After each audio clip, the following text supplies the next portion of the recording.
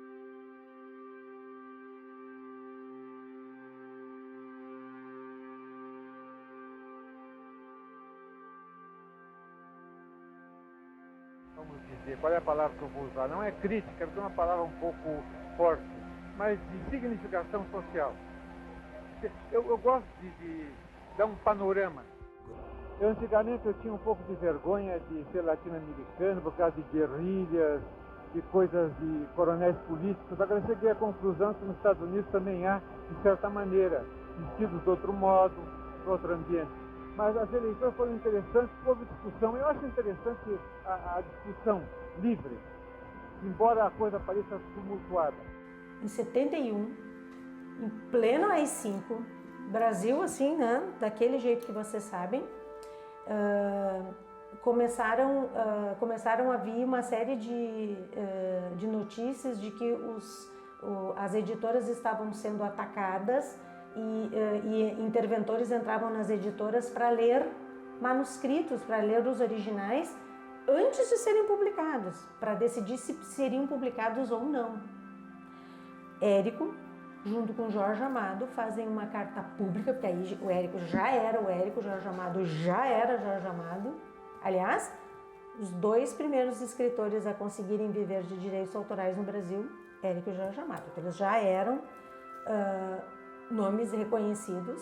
Eles fazem uma carta pública dizendo, se colocando absolutamente contra a censura prévia e dizendo que se soubessem que seus manuscritos estavam sendo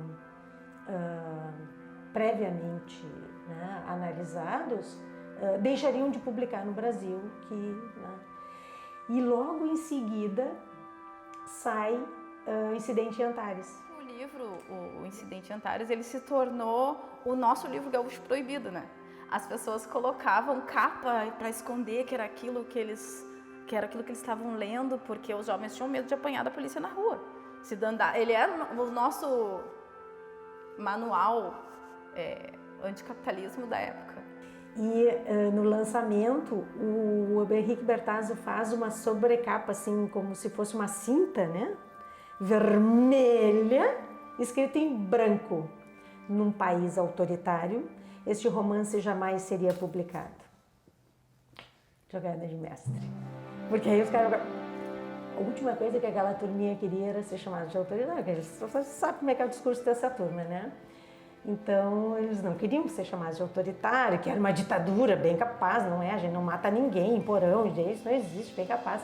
Então, eu acho que nós vivíamos naquele momento ainda latente esse regime que talvez não aceitasse o que estivesse escrito ali. Por isso, houve a necessidade de fazer um desvio, digamos assim, dos olhos, né, da própria censura do que seria lançado ali, né?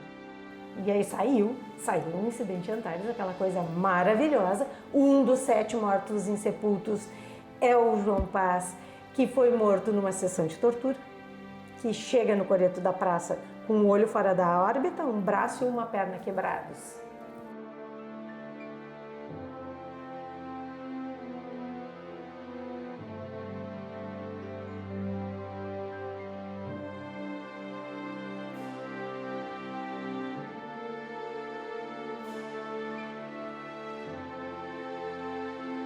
Falando com sinceridade, aos 61 anos, eu creio que me sinto bem. Hoje pela manhã já caminhei 1 hora nas coxidas de Petrópolis.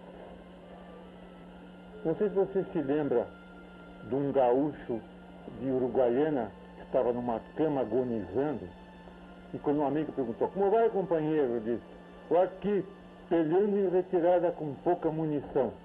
Eu podia dizer o mesmo, porque não posso negar que a velhice é uma retirada. O terreno vai ficando cada vez mais curto. Mas eu posso dizer que eu tenho bastante munição, vou continuar peleando até o último cartucho.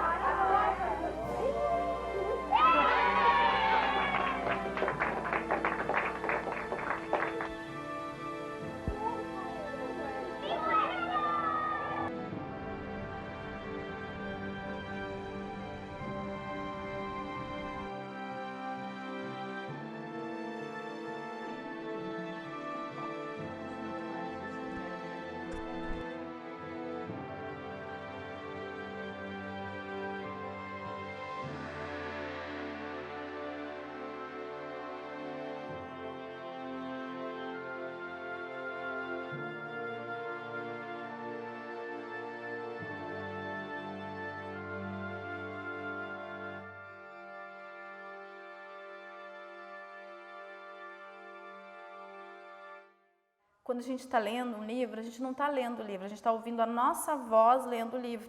A única pessoa capaz de ler aquele livro era o Érico, só ele sabe com que dicção ele disse aquela palavra dentro da cabeça dele. Na minha cabeça eu posso diminuir a velocidade da leitura numa parte que é mais sobre mim do que sobre ele. Como os meus pais eram divorciados, eu consigo enxergar algumas experiências, algumas coisas que eu pensei, e daí eu leio e ganho um novo sentido para mim. Por isso que a gente diz, Érico é super atual, ele é super adequado para o momento que a gente está vivendo. Ele é, mas ele é porque a gente projeta em cima dele.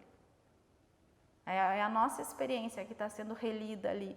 E sim, as palavras dele falam com a gente de uma linguagem acessível. Quando tu vai ler Shakespeare, é mais difícil tu ter esse sentimento de identidade por causa da linguagem. Então, tu tem um Érico que fala tu, que fala... sabe, uma troca mais direta no diálogo faz com que a gente tenha essa sensação de estar sendo ouvido, de estar sendo discutido. E aí a gente reflete. Porque a obra dele é universal, né? Ele consegue ser regional e universal ao mesmo tempo. Ele se tornou um dos maiores escritores do mundo. E a gente tem orgulho de estar aqui nessa casa, onde ele correu por esses corredores, brincava por aqui. Dá para ver ele, menino, correndo aqui, né? Isso é interessantíssimo da gente sentir. Essa energia desse escritor, ela está presente nessa casa. Tá? É aquele menino que nunca vai morrer. Aquele menino que ele talvez não levou para a cidade grande. Ficou perdido aqui dentro. É a luta do senhor samurai Hakuda com o senhor samurai Oito. Começa o duelo. Oh! Oh! Oh! Oh! Oh! Oh! Oito! Oito! Oito! Oh!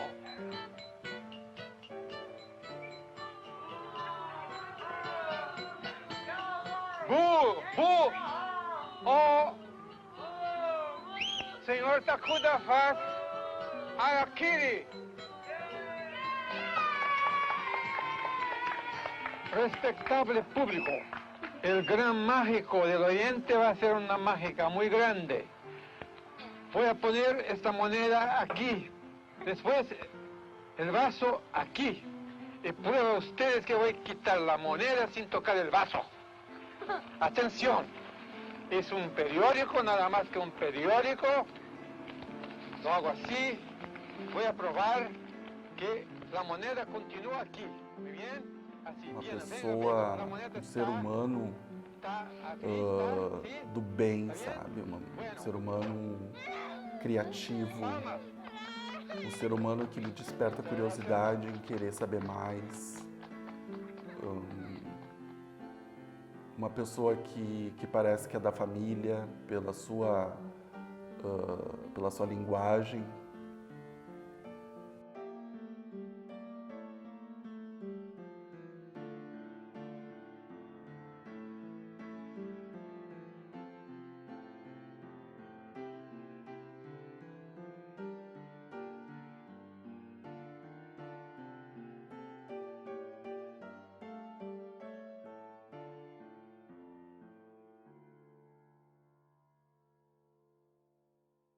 Em O Prisioneiro eu estava empacado com o coronel. Por alguma razão, o homem não me interessava. E há poucos minutos deu-se um milagre. Ele tem também um problema. É um prisioneiro como o tenente e os outros. Deixa de amar a mulher, gosta de uma outra, mas não quer pedir divórcio, porque tem pena dela. E também porque não quer chocar os filhos adolescentes. Aquela guerra foi um escape. Apesar das dificuldades que a gente teve com a produção desse filme, com o trabalho que a gente teve e está tendo ainda com esse filme, a gente vai continuar em busca de saber mais quem foi Érico Veríssimo, por que ele foi Érico Veríssimo. A falta de Érico. Falta alguma coisa no Brasil. Depois da noite de sexta-feira, falta aquele homem do escritório. A tirar da máquina elétrica o destino dos seres. A explicação antiga da Terra. Falta uma tristeza de menino bom. caminhando entre adultos, na esperança de justiça, que tarda, como tarda, a alarmar o mundo. Falta um boné, aquele jeito manso, aquela ternura contida, óleo a derramar-se lentamente. Falta o casal passeando no trigal. Falta um solo de clarineta. Carlos Drummond de Andrade.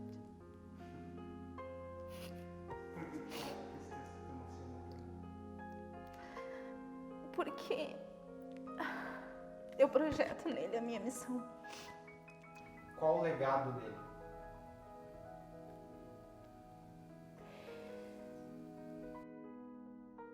Olha,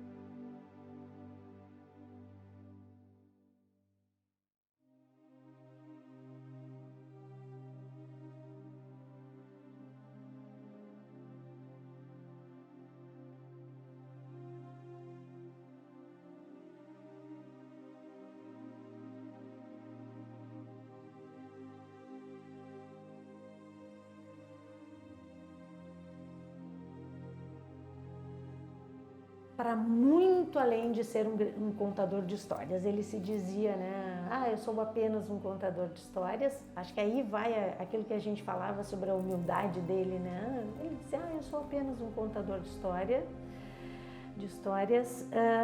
Eu acho que para muito além disso. Ele foi muito mais do que um contador de histórias. Eu acho que o legado dele é, na verdade, em termos de Rio Grande do Sul, ele é a referência da literatura do Rio Grande do Sul. É tão interessante porque os escritores escrevem ou tipo Érico Veríssimo ou se distanciam de Érico Veríssimo, assim, né?